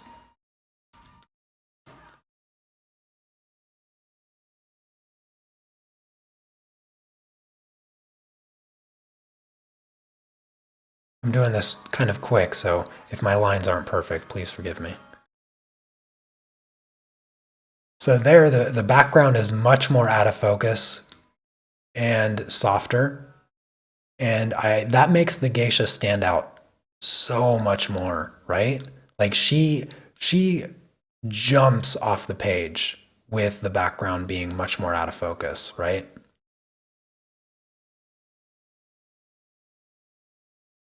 See how much more she stands out in comparison? Because we've removed the excess texture that exists in the background. And if you can get your background looking more like that, where everything is soft, you're going to go from bubbles to bokeh, because that's what a bokeh background looks like. It's supposed to be soft. And what you've done with yours is you've accentuated the circles too far. You've accentuated them to the point where they just are bubbles. And the best way to do this, now I'm going to try to break down the process as coherently as possible because it is hard to describe it without the visual aspect of me physically doing it. So if you want to do the bokeh background, first ignore the circles. Focus on the general shapes, colors, and values, and fill that in. So fill in the general shapes, colors, values as just incoherent blobs, just random blob shapes. And once you get that, make sure it's nice and smooth, blended out. There's no distinct lines. You don't want distinct lines if it's supposed to be blurry. So just very soft, very blurry blobs of colors and values, okay? That's where you want to start. And then to add the bokeh circles without them just appearing as bubbles like this, use a stencil. So use a circle stencil. Every artist should have some stencils that have circles. They're just super helpful. And then place the stencil with the circle size that you want, wherever you want it. Take your lighter colors, so the light pink, the light blue, the white, whatever colors you're using, and just lightly, keyword lightly, rub inside the stencil circle and fill it in. Fill in the circle with your light color. Keep light pressure on your pencil, because you don't want to create a hard edge, and just kind of fill that in. And then when you remove the stencil, you're going to have kind of the pencil grain still a little bit on that spot. But then you use your brush and your solvent, very, very tiny amount of solvent, teeny tiny amount of solvent. And then you just blend out that little circle of softer color. And you're going to go from bubbles to bokeh. So yeah, that's how you fix the background. But either way, gosh, this picture is so cool. The other thing that I think you can improve on, you can improve on a little bit with the hair. Now, you've captured a lot of really, really nice light on the hair, but it doesn't reflect the environment. It's pretty much just black and gray. And so a few things that I think you should consider is, first off, you can definitely bring out a little bit more of the light. So if we come up here, I really like this series of highlights through here. And I think you can even push them a little bit farther, maybe. If you're capable, if the paper lets you. But also through here. So maybe a touch, just a touch brighter. Right there in the center of the highlight. Try to bring it out just a bit more. I'm being nitpicky because you submit like flawless artwork better than what I can do, and then you expect me to critique it. So I'm gonna be nitpicky. So a little bit brighter through that series of highlights. The back ones there is fine. Here I think definitely. Oops, didn't mean to do that. So in here, a little bit brighter right at the edge of that where the highlight is supposed to be the brightest, you know? Subtle stuff, subtle stuff. That's where the magic is. It's in the subtleties. The big stuff is not where greatness is made. So here's before, here's after. You see that sheen? You see how much shinier the hair is? And geisha's hairs are really, really shiny because the way that they form those perfect things is they actually comb. Well, they probably don't do it too much in modern days, but classically, geishas, they would get their hair done like once a month, and they get hot wax combed through their hair to be absolutely perfect. So you're going to have those really, really shiny hairs because it's literally just wax. And they would have these special wooden pillows, if you can call them pillows. It's literally a neck brace that geishas would sleep on. And it just holds your neck and it holds your head off of the floor. So geishas would have to sleep with this thing behind their neck, and it just made of wood, and they'd have to sleep on their back like that. And because the process of getting their hair waxed and combed through is extremely painful. Like I said, they probably don't do it too much anymore. But anyways, a little touch on the highlights for sure on the hair. The other thing with the hair, again, not reflecting the environment. The hair is just black and gray. And I think with pulling in some of the colors, so maybe a little bit of blue. That blue is not intense enough. Let's go much more intense. So a little bit of blue, not that much.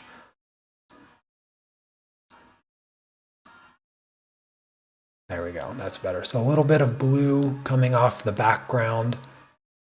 Maybe a splash of blue through here.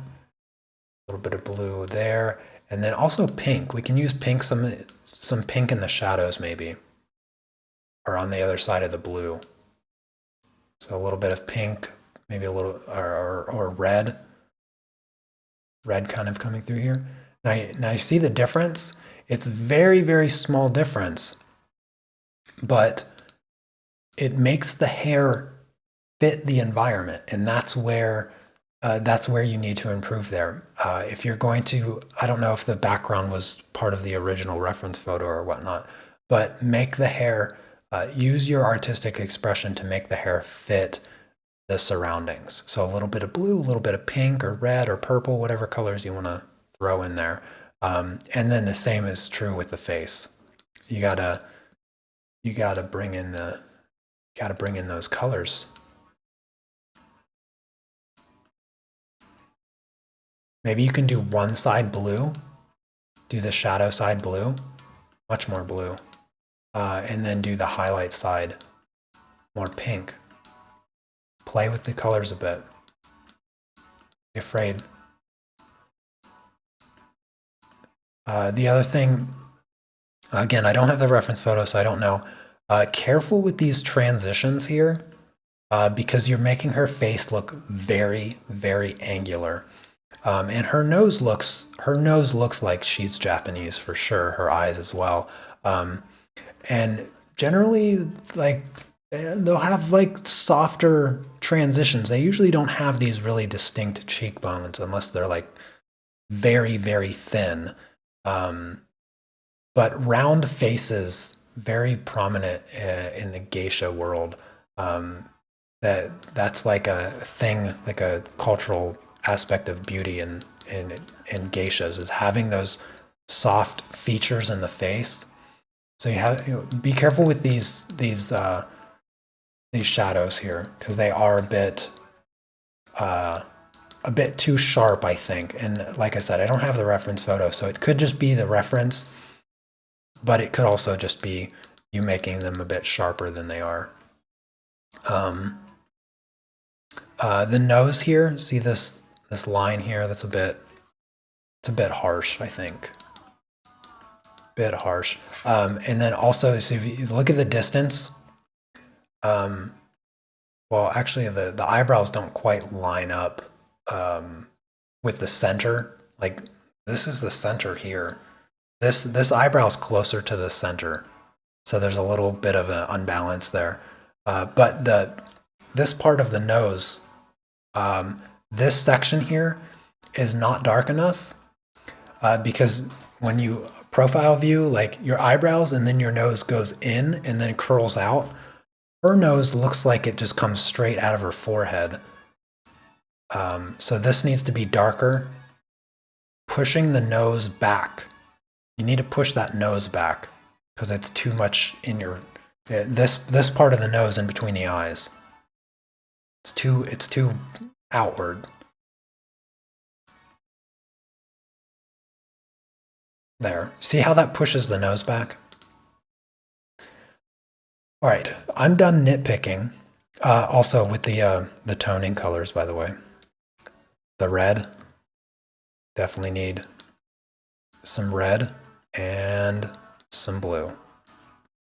Don't forget those toning colors. All right, Diane, yeah, you take care. I'll see you on Monday. All right, so here's the before. Here's the before, and here's the after. And here's just the, so here's after fixing the background, and then here's adding toning colors, softening the shadows. See how sharp the cheekbones are? I've never seen a Japanese person with cheekbones that sharp. So I think maybe just softening them just a touch, make the face a bit softer.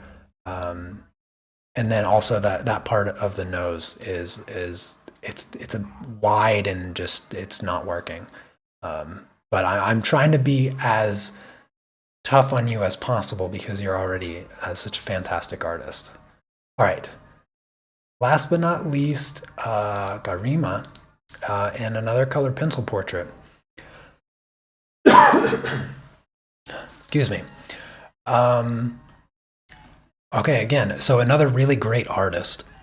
So there's not a lot that I can say about this portrait because it's already so well done.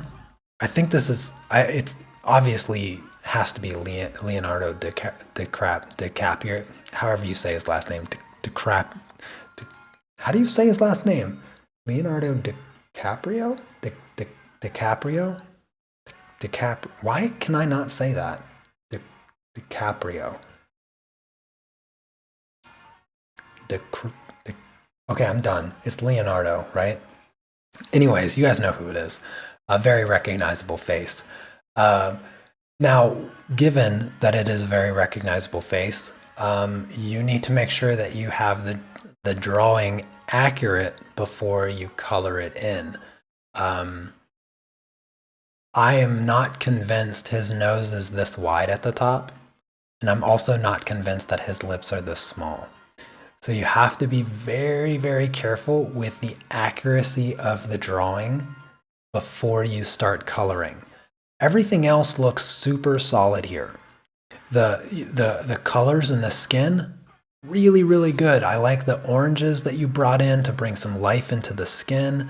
The eyes are a little bit off. They're good. Don't get me wrong, the eyes are really good. But again, the scleras, I'm going to grab the color of the paper right here. The scleras are just too white. Actually, let's go darker here. So I'm going to just darken the upper part of the scleras a little bit.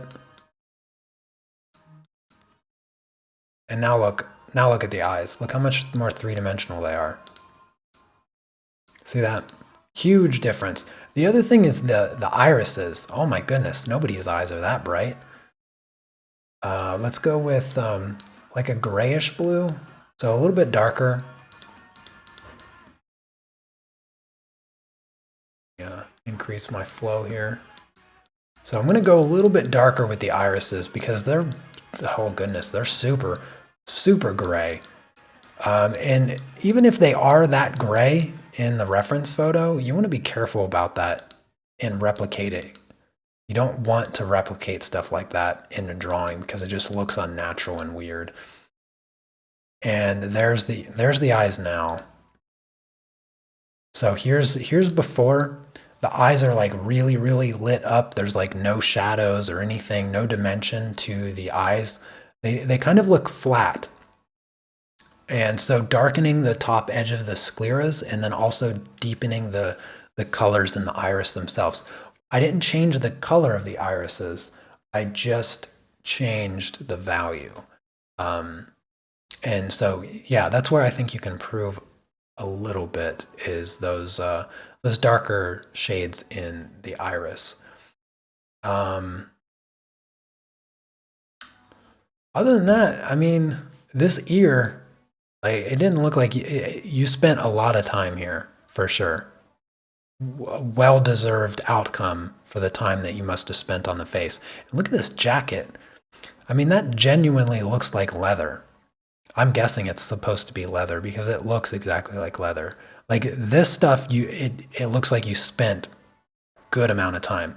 But then you forgot like this ear. Like you put the color in, but then you're like, nah. I realize the ear is not the most important feature of this, where everybody's looking. But careful, if you know, even the small stuff, if you don't spend enough time to make it at least match the level, the quality level, it kind of sticks out like a sore thumb. So maybe just adjust this ear a tad. Make it not so noticeably underdeveloped. But other than that, like good texture in the hair, nice soft hair, maybe a bit too perfect. The hair looks a little bit too perfect. See how you have some flyaways here? There's no flyaways anywhere else, which just makes it feel a little plasticky. You know, when you go too perfect, things feel a little plasticky. I almost feel like there should be an extra hair coming down across his face. Let's see if I can do this with the mouse. Fingers crossed. Like an extra hair. Maybe that's too thick. Yeah, an extra hair across the face, or maybe a little, maybe not that big of a flyaway, but something lifting off the head. See how it adds just a little bit more texture to the hair to make it feel more like hair. This is hard to do with a mouse. Yeah, see, just one little thing, just a little bump in the back makes it feel like, okay, that's also hair and not weird black helmet. But I'm being nitpicky again because, again, you're already on your way to success here with such a good portrait. So just a few tiny little things to adjust. Other than that, I mean, again, make sure your drawing is super accurate because even though I can identify, I hope I'm right that this is supposed to be Leonardo DiCaprio. Why is his last name so hard for me to say now? Never used to have a problem. Even though I'm recognizing it as him, it's definitely the mouth. There's just no way his mouth is that tiny. No adult man has a mouth that tiny. Okay, so you gotta fix that in future. Just make sure your drawing is more accurate. So here's the before, here's the after. Small changes, always to just take you up one more level of your artwork. But that is it. That is the last project to do a critique on. So I hope that you guys enjoyed this. Just over 2 hours. So a little over 2 hours going through all the projects. So I appreciate all of the submissions. I'm doing these live critique sessions the first Friday of every month. So if you're coming across my channel for the first time, or you're coming across these live critiques for the first time, if you want to get in on them, make sure you join the Unmask Family Facebook page. I have a link for that in the description. And if you want to submit more than one project, then join the art club. And again, the art club, if you don't know, is my membership website that I have. And I live stream every Monday, Tuesday, Wednesday, and Thursday. And I teach you pastels and colored pencils. So yeah, if you want to do that, get into it. And if you are an art club member, make sure you hit me up to get linked into the Discord channel if you want to chat with me, when I'm off stream and stuff, and ask questions.